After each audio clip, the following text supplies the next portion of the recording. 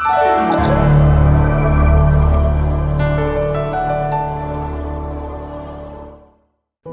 নামের একটি ছেলে ছিল, যার একটি খারাপ স্বভাব ছিল। সে খুব সহজে মানুষের উপকার ভুলে যেত। একদিন মানিক বিশেষ কাজের উদ্দেশ্যে বাজারে গিয়েছিল। ফিরতে তার অনেক রাত হয়ে গেল। রাতের অন্ধকারে সে পরিচিত পথটা হারিয়ে ফেলেছিল। সেই সময় ওইখানে একটা বৃদ্ধা মহিলা আসলো। একটি ছোট হেরিকেন ছিল তার হাতে।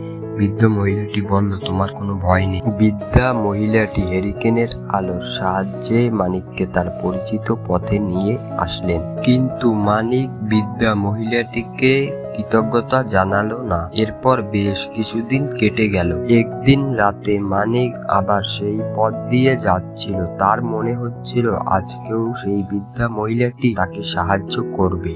ঠিক সেই সময় মানিকের কাছে একটি পরী আসলো। পরীটি মানিককে জিজ্ঞাসা করলো, মানিক, তুমি কি জানো আজকে বৃদ্ধা মহিলাটি কেন তোমাকে সাহায্য করতে আসেনি? মানিক অবাক হয়ে বলল, না, আমি জানি না। পরী বলল, যে মানুষের উপকার পাওয়ার পরেও কৃতজ্ঞতা করতে ভুলে যায় তাকে কোনো মানুষ সাহায্য করতে এগিয়ে আসে না। মানিক তার ভুল তখন বুঝতে পারল এবং লজ্জিত হয়ে পরীর কাছে ক্ষমা চাইল। পরের দিন মানিক বৃদ্ধা মহিলাটিকে ধন্যবাদ জানালো। ভিডিওটি ভালো লাগলে চ্যানেলটি সাবস্ক্রাইব করুন।